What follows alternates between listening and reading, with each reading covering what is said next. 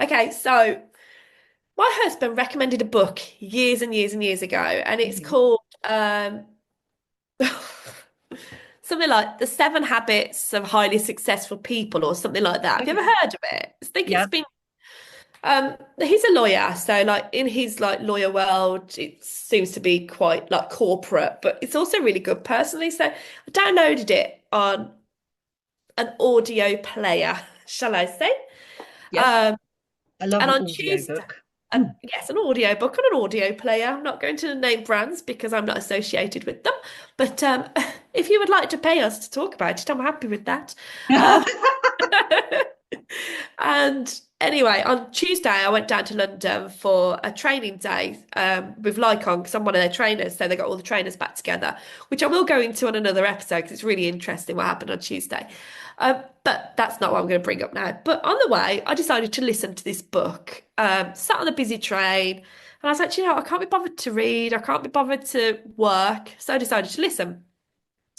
And I didn't get very far because I started making notes, which I wasn't planning on, but literally, I am like, this is Nice. my notes from not even one chapter. What was interesting was number one, Seven Habits is about becoming interdependent. And it's actually really interesting. And I think about you and I in this actually, Sammy. So you've got dependent, which is like babies who wouldn't survive without help from somebody else. Then you have independent, which is what we're talking about, where we are able to pay for ourselves to do things. We don't need anybody, blah, blah, blah.